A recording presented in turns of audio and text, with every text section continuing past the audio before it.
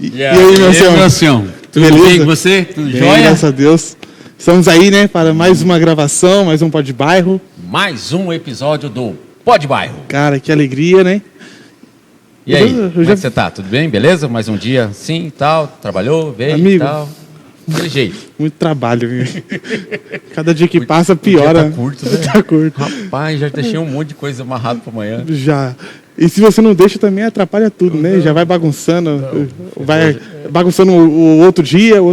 Exatamente. Enfim. Enfim. Se apresente, meu jovem ancião, por favor. Boa noite, bom dia, boa tarde para você. Meu nome é Wirley, eu tenho 32 anos, sou uma pessoa branca de 1,77 m de altura, cabelo crespo. Estou aqui hoje vestido de um boot preto, calça jeans e uma camisa do curso de músicos e sonoplastas daqui da nossa associação do ano passado, camisetinha preta. É isso aí. Muito bem, eu sou o Éder, um homem de 1,73 m e diminuindo, né? Porque vai passando a idade, vai diminuindo. Pardo, cabelo grisalho, de óculos, camisa verde, calça jeans, um sapatênis mais claro. E estamos aí para mais um episódio do Pó de Bairro. É isso aí, irmão. E aí? E o nossa... Nossa. Ah, eu já comecei falando nossa, né? Então Já. a nossa convidada hoje, ela é uma pessoa que a igreja não conhece tanto, mas vai conhecer a partir desse episódio. Cara, e conversando aqui um pouquinho, Tem coisa, tem muita vai história, ter hein? aí, Tem vai muita ter história. aí. Eu acho que a galera vai gostar. Eu acredito. Ela é casada com o Elvio. Quem que é? O Elvio é desse tamanho, assim, grande. Batizou sábado. Verdade. Agora dei a dica. Agora já sabe. Já quem é. entregou os pontos, Agora né? já sabe quem é. Ela, nossa convidada hoje, é a Carla Celina Ribeiro. Boa noite. Boa noite, Seja Carla. muito bem-vinda. Seja muito bem-vinda. Obrigada. Seja Muito bem-vindo obrigada. ao nosso Pó de Bairro. E, por favor, se apresente para o pessoal. Eu sou Carla, sou uma mulher próxima ali dos 40 anos. Tenho cabelos longos, pretos, estão soltos hoje. Estou com um blazer azul, uma camiseta marrom, uma saia multicolorida e um tamanco marrom também. Tenho 1,63 m de altura e sou entre branca e morena clara. Muito bem, é exatamente isso. Essa apresentação é importante por causa do pessoal do MAP, né? Sim, Então, sim. o Ministério Adventista de Possibilidades, para todo mundo saber como é que funciona. Estamos no ambiente da igreja, só para terminar, né? O ambiente da igreja aqui, estamos na frente da igreja, atrás tem 2 vasos aqui, uma parede da parte da frente, e estamos aqui na igreja do Uma bairro. fachada super linda. Exatamente. E você é nosso convidado, gente. Já faço o convite. Você já há um ano assistindo a gente, você sabe que o convite aqui para conhecer. Mas, meu ancião, faça aquela perguntinha. Aquela perguntinha inicial. Quem é Carla Celina Ribeiro? A Carla é uma mulher, né? Uma mulher aí que já passou por muitas coisas, como todos nós, né? A gente passa, né? Nossa caminhada nem sempre são só flores, né? Esse caminho que a gente escolhe seguir, ele é cheio de intempéries, né? A Carla hoje, ela é principalmente adventista do 7º dia, né? Já esse ano são 10 anos de batismo, mas eu me considero adventista há 12 anos. Né? Frequentei a igreja por 2 anos antes da decisão, uma decisão muito acertada, né? E aí, mais pra frente eu vou explicar para vocês o porquê disso. E a Carla é uma doutoranda na área de medicina, na FAMED, na FMS aqui em Campo Grande. Já estou prestes a concluir minha tese aí. Em breve serei infectologista. Estamos aí. Mas sou atualmente, né? Tenho uma carreira que é a que eu sigo hoje. Eu sou policial penal. Aí esse ano são 12, 13 anos de profissão, né? Já. 12, 13 anos de carreira. Ali já fui diretora de presídios, já fui todos os escalões ali dentro da polícia eu já fui. Hoje trabalho num presídio de segurança mínima ali, o semiaberto masculino, aqui de Campo Grande, o CEPAIG, com hoje um efetivo de 1.582 presos, né? Uma saída diária em torno de 600 internos para o trabalho. Eu acho que eu entendo ser de segurança mínima porque eles têm essa circulação, mas hoje é o lugar mais perigoso que eu já trabalhei. Exatamente por isso, pela circulação excessiva de internos, né? Faço um trabalho ali que eu gosto muito, me identifico muito. E eu pesquiso hoje na área de medicina, eu pesquiso tuberculose em presos, né? Faço parte de um grupo de pesquisa muito importante no nosso estado, grupo de tuberculose. Tenho ali, sou bolsista da Fiocruz, né? Somos associados ao Ministério da Saúde e quem me financia especificamente é a Universidade de Stanford, nos Estados Unidos. Que legal. Só escutando essa abertura aqui, eu já fiz 50 perguntas na cabeça aqui. Mas como é que uma policial descobriu que queria fazer medicina? A Carla, na verdade, ela tinha esse sonho, né, da área de pesquisa. Eu quero ser professora, né? Eu sou policial, sou palestrante há muitos anos, dentro e fora da polícia, né? Principalmente dentro da igreja, né? Já fui contratada pelo meu município de origem, lá em Amambai, dei palestras sobre saúde, sobre nutrição, sobre melhorias da qualidade de vida relacionada à alimentação. Falo muito sobre a nossa mudança de regime alimentar, de uma forma com que o mundo entenda que é fácil, é acessível, e às vezes a gente tem mais a cabeça dura e fechada para isso do que o mundo lá fora. Acho que nós, como igreja, a gente tem essa orientação de saúde da irmã White, e eu acredito muito que a gente tem que trabalhar muito nós, porque o mundo aceita com muito mais facilidade, e quem é do extremo radical do mundo aceita com mais facilidade ainda do que a própria igreja, né? Por isso que eu prego muito sobre isso, falo bastante sobre saúde. E a Carla tinha esse sonho de ser professora, né? De falar, né? Eu gosto de falar, eu gosto, vocês podem perceber, né? Pessoa falante, né? Eu gosto muito de falar, eu gosto de dar aulas, né? E aí, desde que eu me formei na minha faculdade, eu sou fisioterapeuta de formação, eu queria fazer o mestrado, o doutorado, queria fazer tudo isso para um dia seguir a carreira de docente. Você falou tuberculose, isso é real? O quê? No meio do presídio? Não, no mundo é a doença infecciosa que mais mata. Ela já passou da AIDS há muito tempo, né? Eu falei pequeno aqui, mas você respondeu o tamanho que no mundo, né? O Brasil hoje é o terceiro país, né? Em número de presidiários no mundo. Sim. Ele perde apenas para os Estados Unidos e China, né? Antes era Estados Unidos, China, Rússia, Brasil. A gente ultrapassou a Rússia, né? Puxa. Nós somos o terceiro país. O Mato Grosso do Sul é o estado que mais prende no Brasil, né? Nós temos per capita, né? É uma rota. O Brasil, nós somos, né? Então... somos 93% dos nossos presidiários são de tráfico de drogas. Os outros 7% se dividem, né? Homicídios e outros crimes. Até pensando aqui que a hora que abrir mesmo essa bioceânica aí a rota, que né? vai ficar rota mesmo para tudo, né? Enfim, não é essa conversa que a gente vê. Tem o ônus e o bônus para o Estado. Tem o ônus e o bônus para o Estado. Eu posso voltar aqui para a gente falar sobre isso. A gente pode voltar para falar de eu pesquiso bastante sobre isso. Porque realmente... Mas, as doenças migram também através disso, né? Ah, com certeza. Com certeza. Mas, enfim, você veio para contar uma história. Eu vim. Agora, soltou de ouvidos.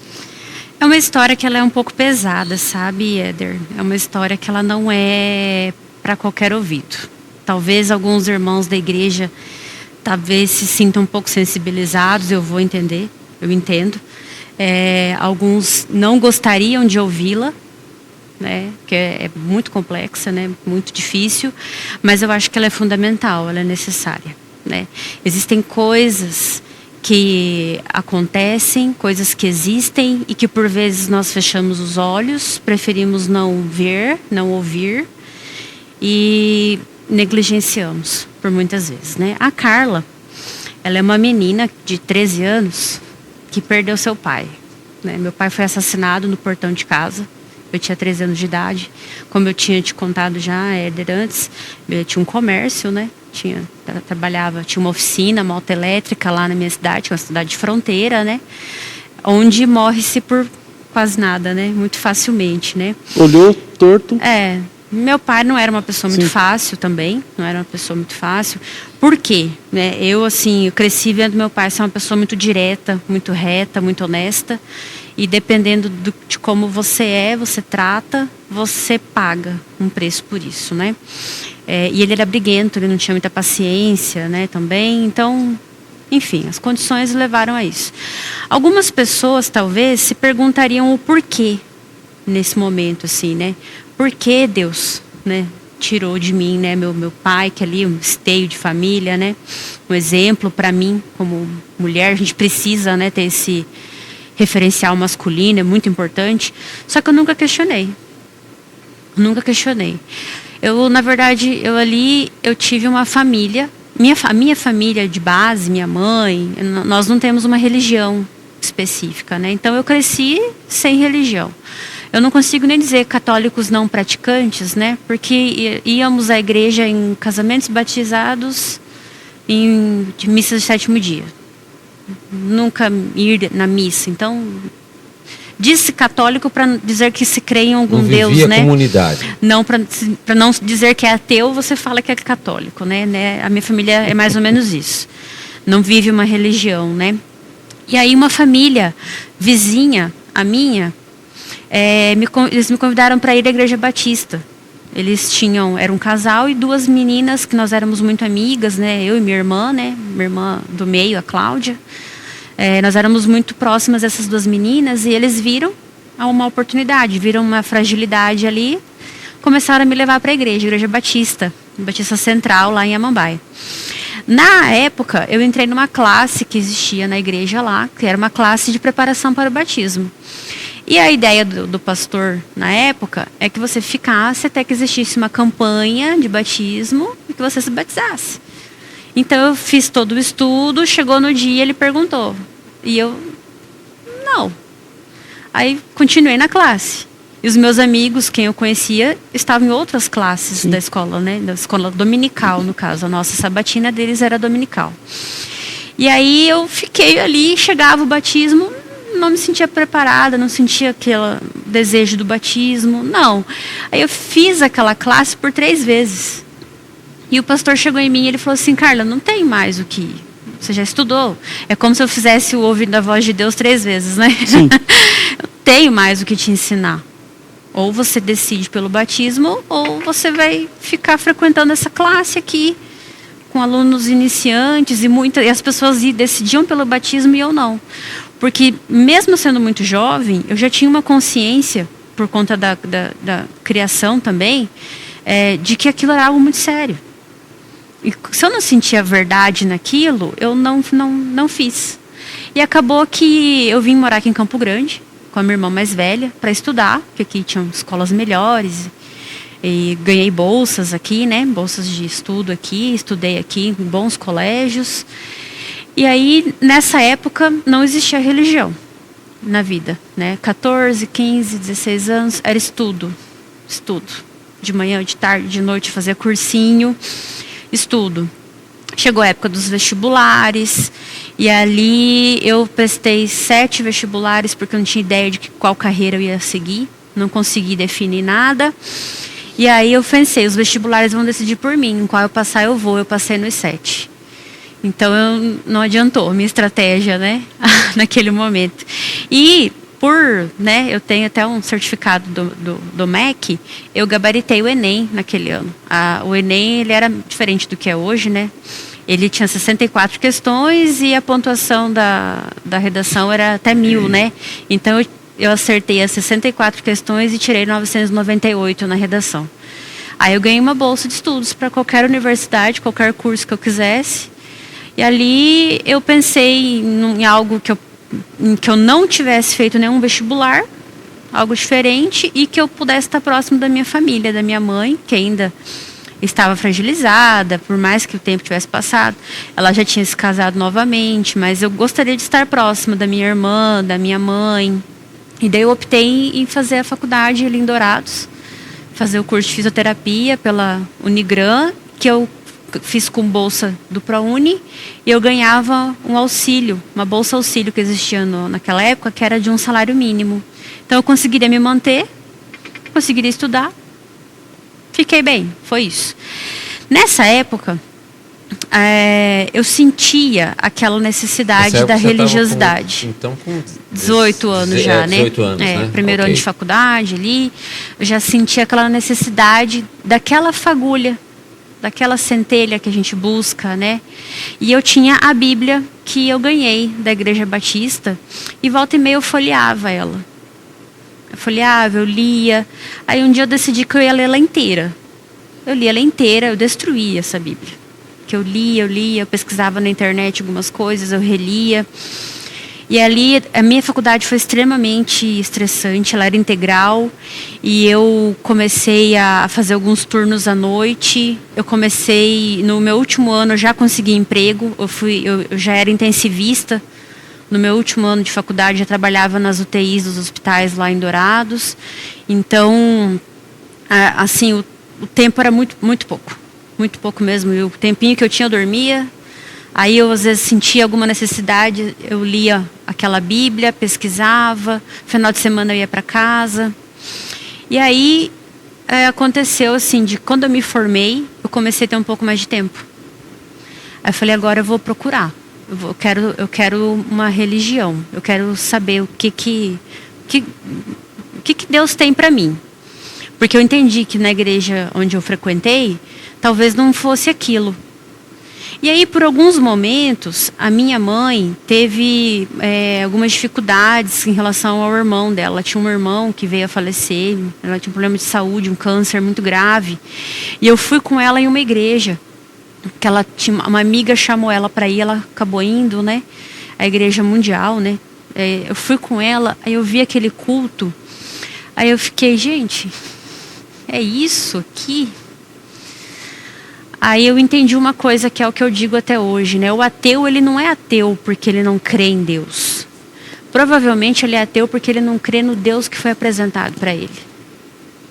Porque aquele Deus daquela igreja também para mim não era um Deus real. Da primeira igreja eu não senti que era o meu espaço. Da segunda igreja eu vi que aquilo era uma coisa que a Bíblia diz que é ordem, né? E ali não tinha muita ordem. Aí eu comecei assim, eu pensei, vou procurar. E sabe o que eu fiz, Éder? Eu fiz uma coisa muito perigosa. Muito perigosa. Eu procurei mesmo. Eu fui conhecer cientologia, budismo, hinduísmo. E eu fui, quando eu digo conhecer, não é só pesquisar na internet. Eu fui nesses lugares. Eu estudei com os Mormons, fiz um estudo completo, ganhei o livro de Mormon. Fui em lojas, palestrei na maçonaria. Eu fui em lugares assim, e todos esses lugares não me saciavam. Exatamente, ouvindo isso, por que essa inquietude, assim, aqui, muito barulho aqui, Mormons, eu tenho uma questão, né? Eu ali durante a faculdade, eu contei para uma professora que eu tinha uma dificuldade de leitura, que eu adaptei, né, desde pequena, né, tinha uma dificuldade e que eu aprendi a estudar por conta. Na época ela falou que eu tinha dislexia, porque eu troco letras e números, né? Para mim a letra A às vezes é um 4, aquele 4 Sim. não tradicional assim, Sim. aquele 4. Às vezes eu vejo um 4 e é um A, o meu cérebro aprendeu a ler dessa forma. Naquela época ela disse que era dislexia, né? E aí depois, com o passar do tempo, eu fui tendo outros diagnósticos, né? Aí o que era a dislexia se tornou TDAH, por isso, né, a fala, né, a hiperatividade, né, a vontade de buscar as coisas e tudo mais. E eu não tenho déficit de atenção, na verdade eu tenho hiperfoco. Né? Quando eu me sento, me concentro, eu faço tudo, né?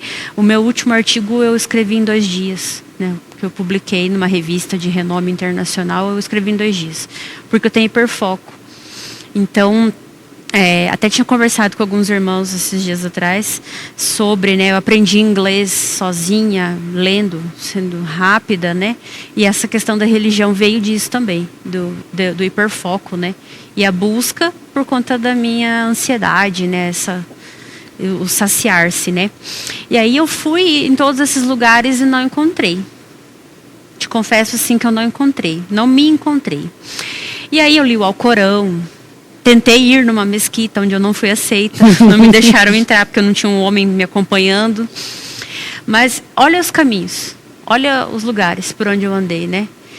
E aí aconteceu algo que é o sobrenatural. Que eu, nas minhas buscas, eu comecei a procurar sobre o ocultismo, porque procurei vários lugares Deus. E aí eu comecei a procurar outras formas de deuses, né? Você vai indo ali, né? Se você vai para o hinduísmo, você vai para o espiritismo, kardecismo. Já começa a abrir outros leques, né? Aí eu ouvi o ocultismo. E numa página da internet dessas, eu vi que, assim, como que você encontra um lugar de culto satânico? Como? Eu não sei. Eu também não faço ideia. Lá no site dizia que era só você pedir.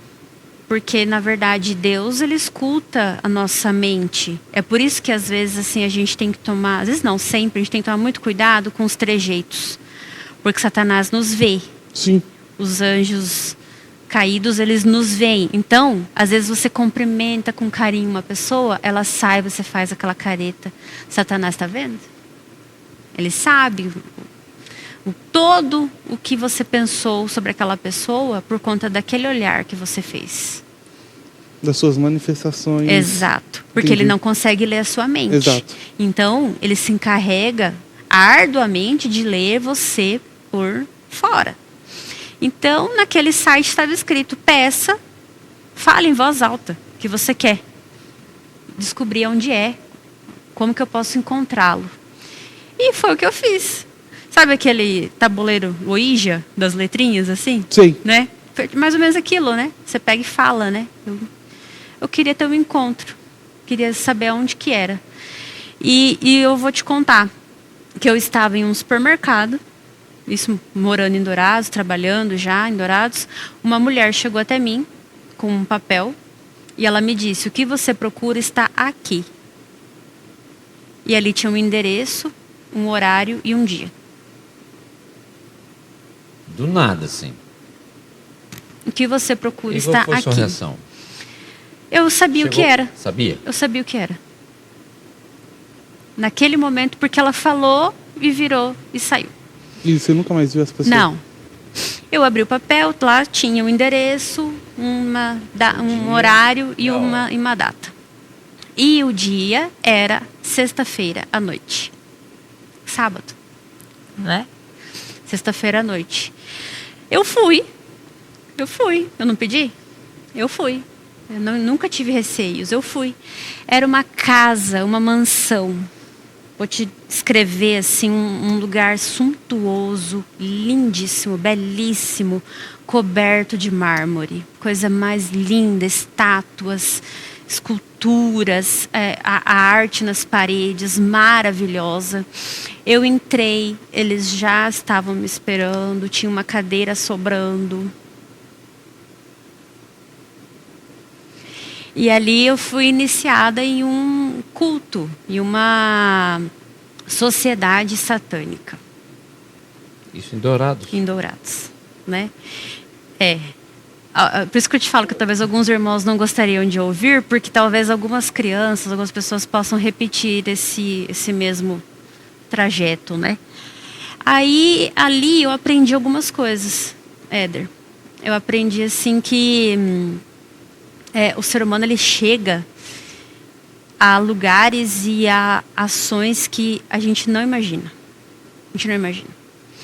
E eu passei, e assim, irmãos, eu vou dizer uma coisa para vocês. Quando você está no culto, olhando o seu celular, quando você está no culto, pensando no que você tem para fazer, pensando em... Você não está adorando a Deus. E se você não está adorando a Deus, você está adorando a outra coisa. E é exatamente o que os satanistas fazem, né? O culto satânico, ele é baseado em blasfêmia. Os nossos hinos são cantados de forma displicente, com palavras trocadas e assim por diante. Eu não fui muito longe, né? Existem hierarquias ali dentro, né? Existem algumas coisas as quais eu não cheguei a ver, mas o pouco que eu vi foi muito. Aí o ponto de virada, né? Ali eu tinha uns 8 meses já que eu estava ali, já tinha confiança. E uma coisa muito interessante, eu tinha 23 anos e eu trabalhava de dia para comer a janta, né? Eu trabalhava para convênios. Pra comer a janta. Eu trabalhava para os convênios médicos, ali ganhava muito pouco na clínica que eu trabalhava demais, das 6 da manhã às 9 da noite, ia para o hospital fazer plantão noturno e eu não ia para casa, porque do plantão noturno eu voltava para a clínica. Eu ficava nisso. O looping. Aí um dia uma mulher lá dessa sociedade, ela me falou que tinha uma vaga de emprego muito boa para mim na usina, em Rio Brilhante, para eu ser chefe do setor de saúde. E com 23 anos, eu passei de ganhar ali meus 3 mil reais para ganhar 5 dígitos. Porque Satanás, ele te atrai também por várias questões. Principalmente por aí. A financeira é uma delas, né? Principalmente por aí. Eu tinha 23 anos e ganhava 5 dígitos. Né? Uma moça, né? Tem gente que hoje que tem aí, sei lá, aposentou-se e não ganha isso, né? Infelizmente. E aí teve um ponto de virada. Teve um ponto ali que para mim foi crucial. E eu vou te contar essa história. Que como Deus, ele é poderoso, porque através do satanismo eu encontrei Deus. Amém. Deus, ele Amém. usa questões assim que você não Deus consegue poderoso, imaginar. Né? Um senhor chegou lá na sociedade e havia muitas pessoas que iam lá para pedir coisas aos nossos inimigos, né? E esse senhor chegou e ele falou assim: olha, tem uma promoção no meu trabalho e eu tenho um currículo igual ao meu colega e nós somos concorrentes diretos, nós somos iguais, mesmo tempo de serviço, mesmo currículo, mesmas ações, só que eu quero essa vaga. E ele pediu pela morte do colega. Ele não pediu a vaga de trabalho, ele pediu a morte do colega dele. E para isso existe um ritual que é feito ali e que nós, como adventistas, a gente tem que tomar como lição. Porque uma coisa é assim, eu sou adventista de batismo há 10 anos, conheço a igreja há 12, mas eu sou vegetariana há 14, porque os satanistas são vegetarianos. Eles entendem essa mensagem muito mais do que nós. A forma de atuar de Deus e também das influências do mal ou de qualquer outra coisa, a gente faz muito melhor em jejum do que com o estômago cheio. Você não vai comer uma feijoada e sair louco para dar um estudo bíblico. Você vai querer dormir, que é o que Satanás mais quer que você faça. Se você jejuar, você vai estar alerta. No Japão, as crianças, em dias de prova, elas não tomam café da manhã. Elas vão em jejum fazer a prova. Porque já se entende que o jejum faz com que você tenha o seu sangue fluidificando melhor o cérebro do que o seu estômago. Né? Todo satanista é vegetariano. Uma vez eu escutei uma baboseira de um pastor de uma outra igreja que disse que satanista comia carne podre. Não, eles comem uma dieta extremamente restrita, vegetariana, muito mais saudável do que muitos de nós, infelizmente. E esse cidadão chegou lá e fez esse pedido e 13 homens foram fazer essa função, esse ritual, em que eles passaram 3 dias em jejum, realizando esse ritual. Claro que eu não vou expor aqui para vocês, para não escandalizar, mas fizeram o que foi solicitado. Passado algum tempo, nós obtivemos a informação de que quem morreu foi o homem que pediu. Deus é justo. Sabe o que eu acredito? Deus é justo. Nisso aí minha cabeça fez assim, ó. 13 homens, jejum, 3 dias, sacrifícios de animais. E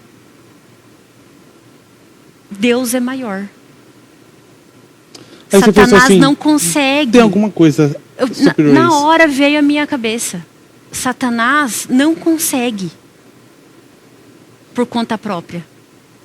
O que eu acredito de verdade é que esse homem não morreu nem em decorrência dessa pedida. Ele morreu de infarto, então ele infartou com essa ansiedade dele ter pedido pela morte do outro. Sim. Foi ele mesmo que provocou a sua própria morte. Eu não creio que foi Satanás, que foi... Não, não creio. Ele mesmo suicidou-se, né? Consequências das decisões Eu acho que dele. pesou muito a consciência dele. Eu creio que realmente que foi dessa forma. E ele mesmo morreu e o outro que era uma pessoa que talvez comum ganhou o cargo sem precisar se esforçar porque o concorrente faleceu. E isso foi o ponto de virada. Foi aí que eu falei, isso aqui não é para mim. Isso aqui não é para mim. É impossível. Eles ficaram 3 dias em jejum, fechados, fazendo rituais, fazendo sacrifícios para Satanás. E Deus veio e fez assim, foi providencial. Eu falei, eu preciso sair daqui. E não se sai assim, tão fácil, de um lugar como esse. E aí até, né, mais à frente você vai me pedir para te falar um livro para recomendar. E você vai entender o porquê que eu vou recomendar esse livro, né? Eu saí dali, eu saí e assim, eu cheguei na minha casa, eu peguei aquela velha Bíblia Batista e eu abri ela de um jeito que não é recomendado se fazer, né? Você abrir e ler um versículo, né? Deus não nos revela, mas Deus veio a mim dessa forma. Aí eu li o meu versículo favorito até hoje, que é Deuteronômio 29:29. As coisas que nos são reveladas nos pertencem. Aquelas que não nos são reveladas pertencem a Deus, que está no céu. Então, para mim, isso foi um grande divisor. Esse momento foi o momento que eu falei assim, é isso aqui que eu preciso buscar.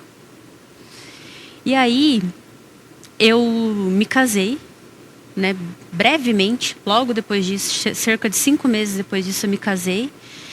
E eu me casei com um adventista do 7º dia. Né?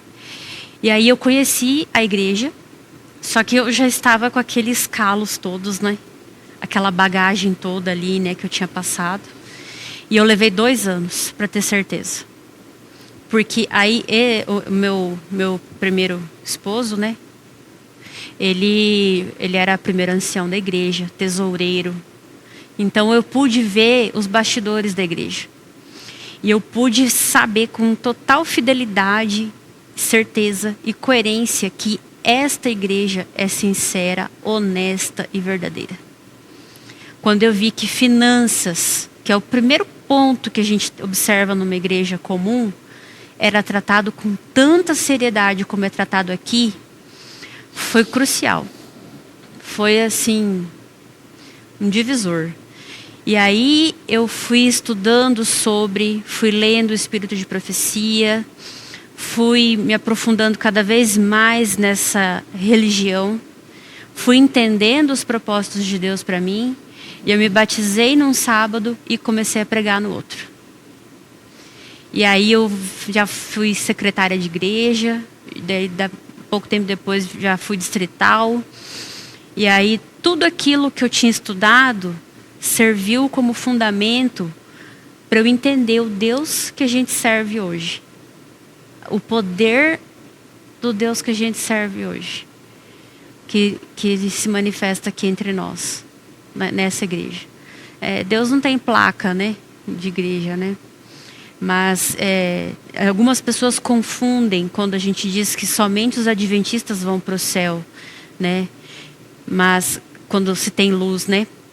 Mas o adventista não necessariamente é o do 7º dia, mas é aquele que espera a volta do Redentor, né? Essa esperança culminou naquela fagulha que a Carla de 13 anos precisava. esse vislumbrar de toda essa trajetória, de ter passado por todos esses caminhos, ter chegado tão longe e ter vindo para tão perto, nesse curto prazo de tempo, foi o que fez eu estar aqui hoje. E eu te digo que não há nada nem ninguém que vá me afastar novamente desse caminho ao qual eu trilho já há tanto tempo. E trilho hoje com meu esposo Elvio, né, como você disse.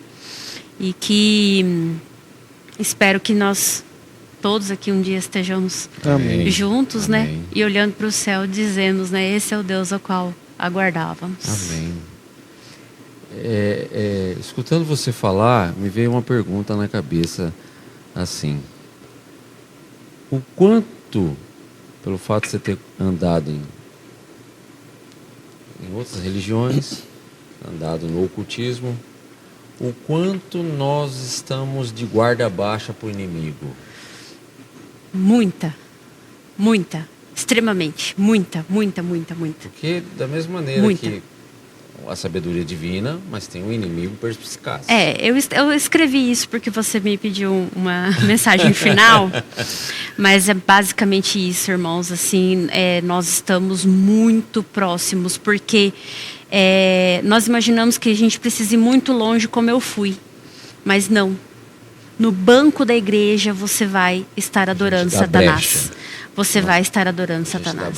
No banco da igreja. No momento que você fala que, a partir do momento que nós não estamos com a nossa mente direcionada para aquilo que acontece aqui na frente, porque aqui, na verdade, na frente, onde nós estamos no dia do culto, nada mais é de pessoas direcionando a comunidade para os momentos que vão ser feitos. Então a gente está orando aqui na frente.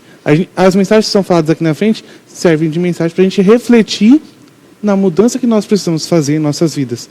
Então, quando a gente se dispersa desse momento e pensa em qualquer outra coisa, a gente está colocando nas mãos do outro, do outro lado, o controle da nossa vida. Existe uma coisa que as pessoas confundem muito. As pessoas, elas vêm à igreja para assistir um culto, e você não vem aqui fazer isso. Não vem, você vem prestar um culto a Deus. É você.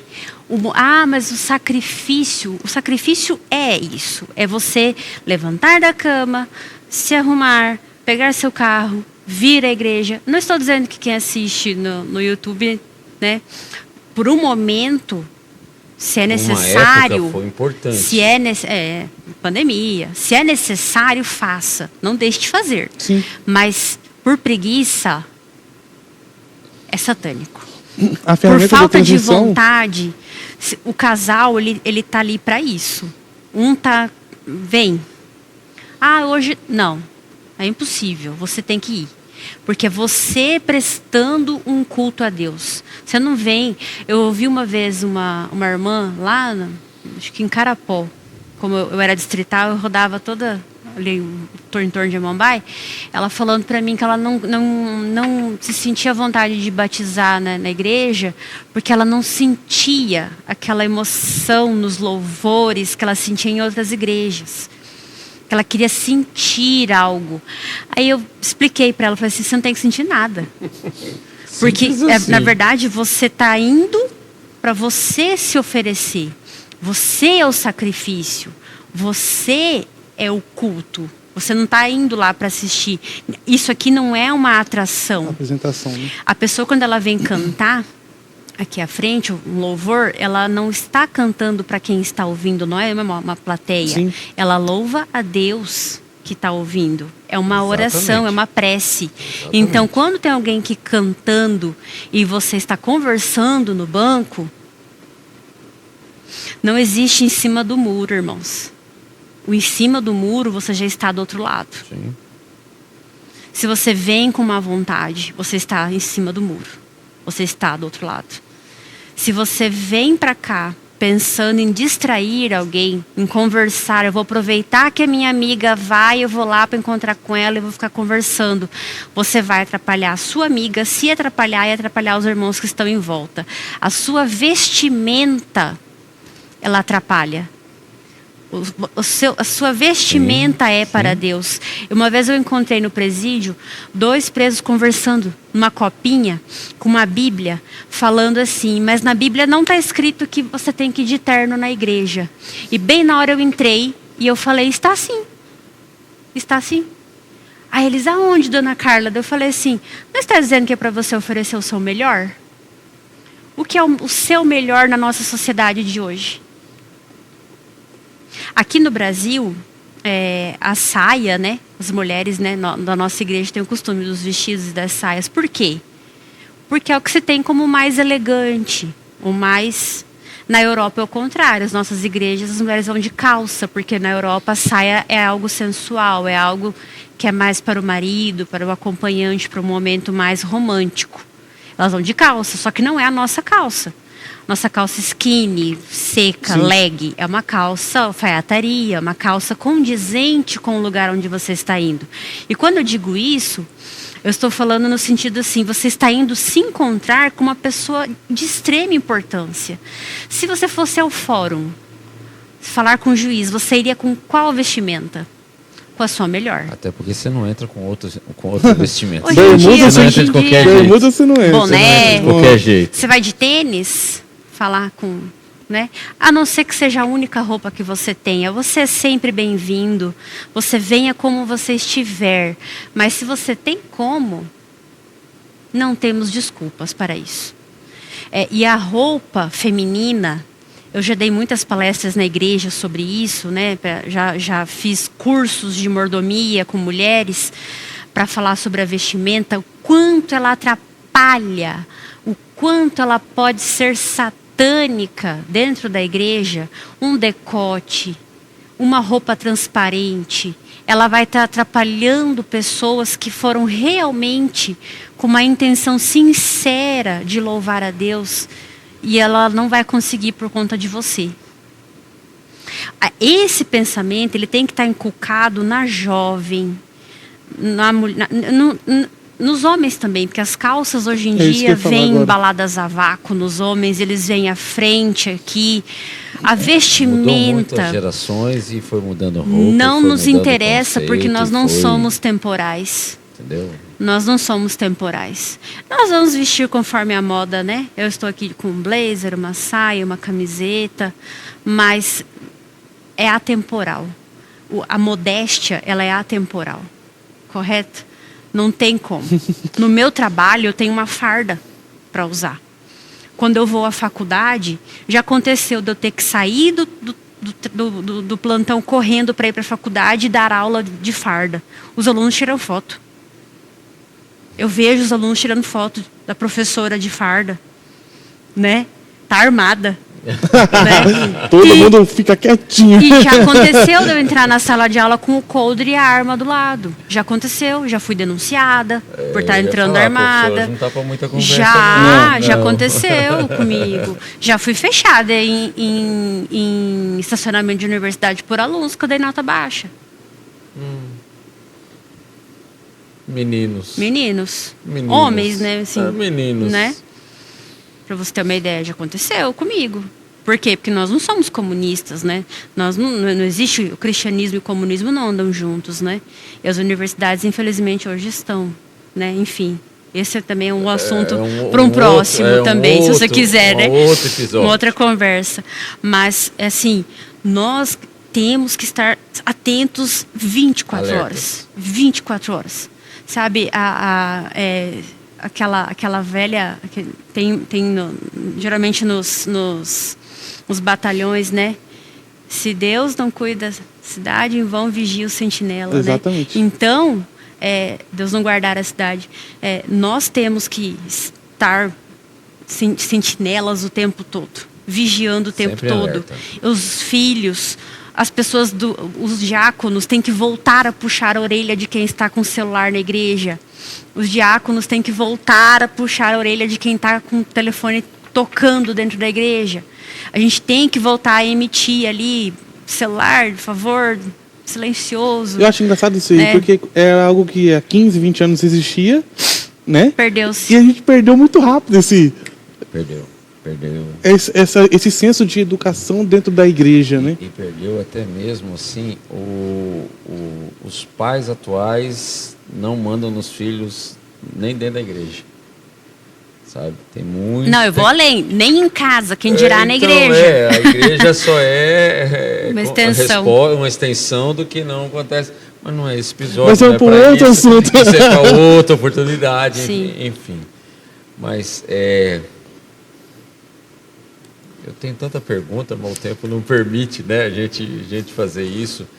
Mas o mais importante de tudo que você está falando aqui, trazendo na minha cabeça e para esse episódio, é exatamente assim, o quanto que a gente acha que a gente é forte e, ao mesmo tempo, o tanto que a gente deixa a guarda baixa. Exato. Pelo que você está falando, e entre linhas, o que Deus se de entender, o que a gente deixa de guarda baixa e o quanto o inimigo... E eu já comentei com ele, mais amigos assim, que em toda discussão todos perdem, e o mais triste da discussão é ver o inimigo batendo palma. Exato. Por isso É o que mais me deixa... quando você estiver numa roda e a conversa for religião, quem tem que conduzir é você. Porque se você não conduzir, você vai ser conduzido. Se você não falar do seu Deus, porque essa conversa de ecumenismo, de que Deus é um só, é a maior blasfêmia de todas. A ideia Deus não atual, é um só. É a ideia atual. Nós temos um Deus único. Por que nós não vamos à marcha para Jesus? Porque ali é o ecumenismo, né? Meu Deus é o Deus do sábado, é o Deus da Bíblia, na íntegra, Sim. não de uma Exatamente. parte dela, Não. né? E é totalmente A Bíblia diferente. não é um cardápio, né? Que você Não. escolhe o que lhe convém. De forma alguma. Então, assim, você me perguntou quão de guarda baixa nós estamos totalmente vulneráveis a partir do momento em que aquele site me disse que era só eu verbalizar o que eu queria, que Satanás ia me ouvir. E eu verbalizei e aconteceu conforme me foi orientado. E para essa semana nós estamos estudando sobre vida em oração. Sim. E se a gente não conecta essa energia, que é a conversa direto com o Pai, cada vez mais a gente vai se afastando numa hora. Você ora de manhã e ora à noite? Ou você conversa o tempo todo? Porque se você não está conversando com ele, você está conversando com outra pessoa. Exatamente. Tem uma situação que acontece no mar, que é justamente isso. É um ciclo da natureza, que você entra numa região onde o mar está vindo, que ele te leva pro... Ele, ao invés de trazer, ele te leva para dentro. Pro fundo. Então, assim, é justamente isso aí. Se a gente não estiver em conexão, não estiver atento, não estiver em oração, e isso desde as provações pequenas do dia a dia, até as maiores. Se não estivermos em oração, Coisa simples, buscando... no trânsito, no trabalho, em casa, uma palavra, provocação. Sim. Né? E um segundo ponto que você tocou agora é essa questão da gente direcionar a conversa quando estamos com outros amigos. Isso é tão importante quando a gente tem outras pessoas que estão no nosso vínculo de trabalho, no nosso vínculo de estudo, de qualquer lugar, mercado, e a gente está com amigos ali. Eu acho interessante isso. Na minha realidade, as pessoas geralmente falam assim: ué, qual que é o posicionamento da tua igreja? E isso me dá a oportunidade de falar da minha... posicionar. Exatamente. Então, assim, nós somos chamados hoje como adventistas do sétimo dia, principalmente para sermos pregadores do advento. Exatamente. E o porquê que nós estamos hoje na igreja? O porquê que nós estamos na igreja aos sábados, domingos e quartas-feiras? Não é para a gente simplesmente só vir. É para a gente se preparar também para esses momentos de testemunho. Porque vai chegar um momento que alguém fala uma mensagem importante aqui, que eu falo assim: opa, Tá errado. naquele dia lá a pessoa falou assim, assim, assim na Bíblia, e na hora lembrei, e há a oportunidade de você falar. Conectar, Então, né? assim, E está chegando um momento onde terão somente dois lados: os guardadores de sábado e os que não gostam de quem guarda o sábado. Já existe? Já é agora? Já é agora, isso eu posso te assegurar. Sim, com certeza, já tem em muito lugar isso, mas um dia vai ser uma canetada que vai ser geral. Um dia vai ser uma canetada que vai ser geral. Não, mas eu tô te falando do mundo espiritual. Mas não. Sim. Isso já existe hoje. Não, sem dúvida. Sem dúvida. Mas um dia uma canetada vai falar quem guarda e quem não guarda. Então, enfim, isso também é assunto para outro episódio. Carla, a gente podia ficar mais assuntos aqui, mas vamos guardando munição, né, para um próximo episódio. E a gente chegou aquele momentinho das palavras, das perguntinhas para lá e para cá, para lá e para cá. Qual o seu verso favorito? É o que eu mencionei, né? Deuteronômio 29. Repete novamente, por favor. As coisas que nos são reveladas nos pertencem. Aquelas que não são reveladas pertencem a Deus que está no céu, né? E no final da frase, ponto. Acabou o assunto. Não tem uma Não vírgula fica, para não poder. fica. Não tem um fio, né? Perdendo tempo. Não tem 3 pontos, não tem uma vírgula. No não. céu vai ter Ponto. isso, no céu vai ter aquilo. Gente, Vem, ó, faz o seguinte, ó. Vem. Vamos descobrir junto? É pequenininho. milênio. Vamos descobrir junto? Você vai ter um milênio. É o tipo da coisa assim, ó. Vamos descobrir Pirâmide, junto? quem que fez? Machu Picchu foram alienígenas. Mas já existe ele alienígena ou não? Existem. Exatamente. Né? essa Nós pergunta. cremos, né? Que existem, né? Em outros mundos Sim. e pessoas habitando, né? Nós somos espetáculo do universo. Sim. Então tem que Exatamente. ter uma Sim. plateia, não Sim. é? Exatamente. Sim. Carla, é um livro que você recomenda? Como Ou, você assim, disse aquela hora. Da igreja, para nós, é o livro do ano que muito me surpreende. É um livro que eu já reli, eu mastiguei ele, né? O Ciência do Bom Viver. Para quem nunca leu nada da igreja, irmãos, eu conheço muitos irmãos, vocês devem conhecer, que nunca leram nada da igreja.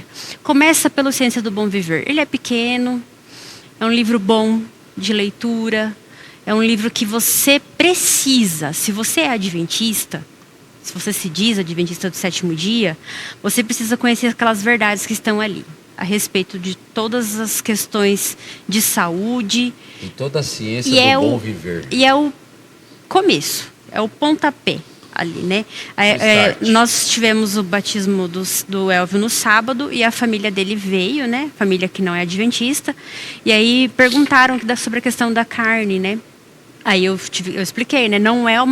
A igreja não impõe, mas é uma recomendação de saúde, certo?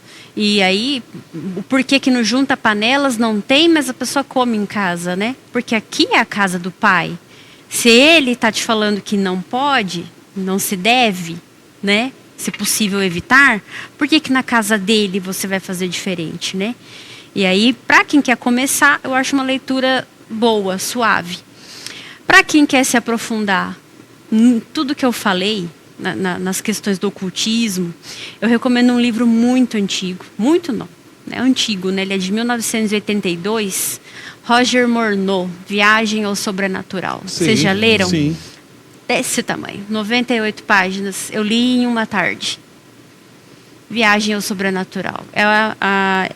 Para os irmãos, é o irmão Roger Morneau, no Canadá, Vancouver. Ele foi convidado para uma sociedade satânica. Esse livro é forte. E depois ele descobre Deus. E no final desse livro, eu vou deixar a pulga na orelha. não aí. dá spoiler, No não. final desse livro, ele traz uma mensagem de arrepiar. Esse livro é forte. Que ou você muda agora, ou você arrepiei, cara. esquece. Sim. E o senhor tinha falado uma Senhor. questão ali. E eu vou ler um pedacinho, um trecho desse livro. Na primeira página desse livro, ele fala assim...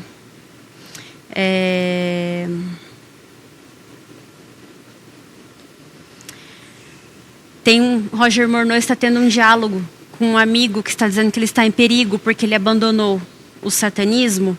E aí ele fala, o amigo fala, o sumo sacerdote me telefonou para informar que, de acordo com espíritos, você foi hoje à igreja com aqueles guardadores do sábado, e isso deixou o mestre enfurecido.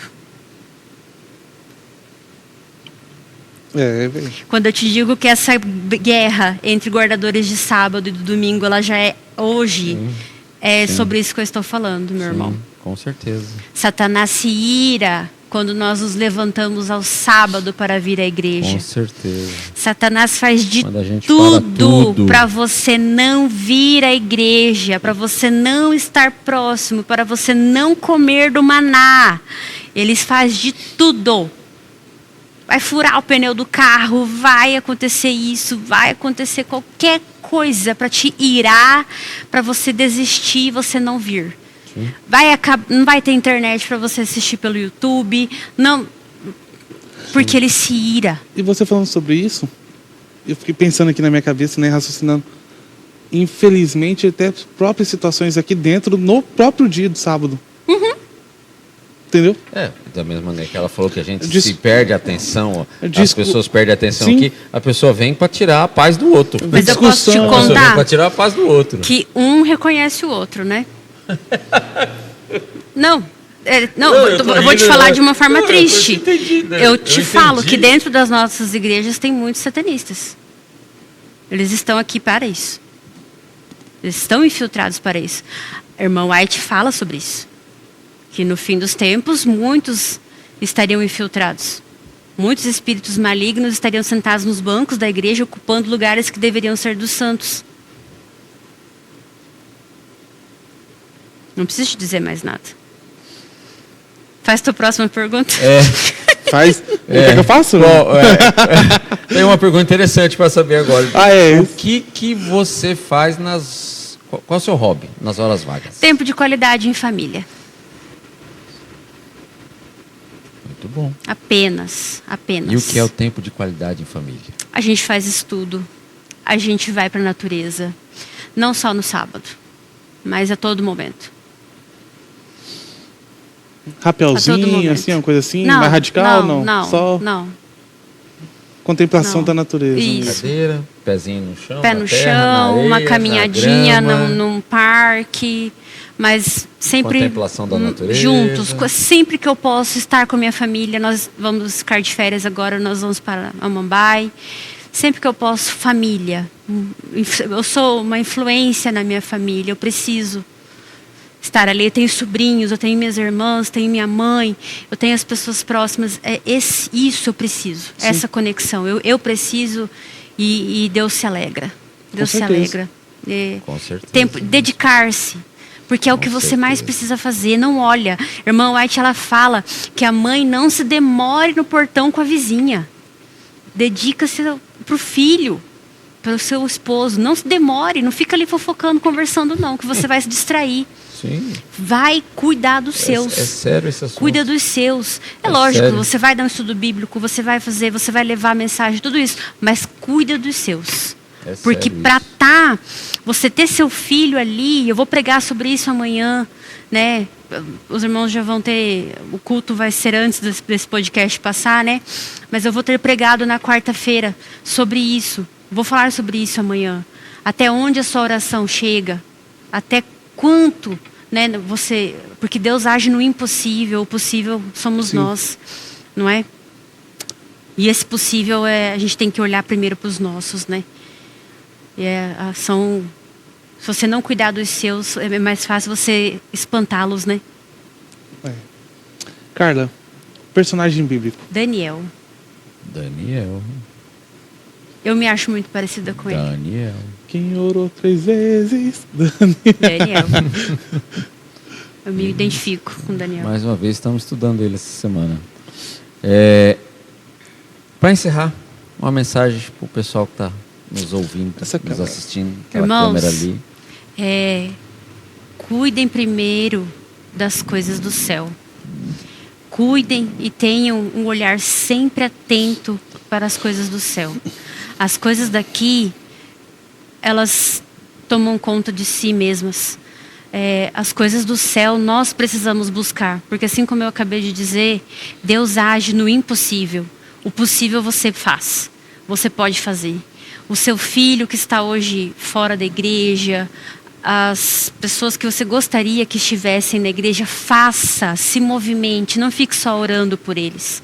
Vai atrás, traga na igreja, se movimente, faça o seu melhor, porque é isso que Deus espera de você. E o detalhe que é o que eu gostaria de deixar essa noite aqui, uma reflexão. Você não precisa ir tão longe para estar longe. Uma pequena coisa te afasta grandemente de Deus. Só que tem um porém. Deus é um Pai amoroso, um Pai que está sempre de braços abertos, pronto e esperando o seu retorno. Não existe o longe e o profundo demais que você possa ter ido, que você não tenha como voltar. Essa é a minha mensagem, essa sou eu. É quem eu fui e é quem eu sou hoje. Amém. O melhor do final aqui dessa conversa assim, é entender que um Deus que cuidou dela assim, desde o início, Sim. e que foi lá e que permitiu ela andar em outros caminhos, e hoje é uma ferramenta afiada do Senhor. Amém. Hoje é alguém que é um antivírus assim, alertando todo mundo, falar, vocês estão dormindo. Então que Deus te use muito por Amém. onde você for. Amém. Continue falando. O dom da professora está vindo com força aí para você poder continuar falando e falar desse Deus que já está logo ali. Ele bate a porta. Logo Amém. ali. Ouça os passos de um Deus que saiu para se cima. aproxima. Vamos embora, meu ancião. Vamos lá, né? Bom, pessoal, esse foi mais um episódio. E quer vir conhecer a Carla e o esposo dela? Tá bem sentadinho O ali? Elvio. Ele está com medo da gente ir lá entrevistar ele, mas ele vai ser uma outra entrevista, um outro dia. Quer vir conhecer eles, vir abraçar eles? Eles estão todos sábado de manhã aqui. Igreja Adventista do Sétimo Dia, na Avenida Salgado Filho, 602. Nos sábados o culto começa às 8h50, no domingo 19 horas. e na quarta-feira. Às 19h30. Isso aí. Venha, siga nossas redes sociais, que a gente está sempre com material, sempre divulgando A gente tá em alguma tudo. coisa, tá em tudo que pode. Siga a gente e vem fazer uma visita, vem abraçar a Carla, vem abraçar o Elvio, que vai ser bem recebido aqui, tá bom? Vamos embora? Vamos Pompeu? embora. Pompeu, Wesley. Wesley, beleza? Isso aí. Vamos embora e até Muito o obrigado, próximo, gente. até o próximo episódio. Até o próximo. Um abraço. Tchau, tchau.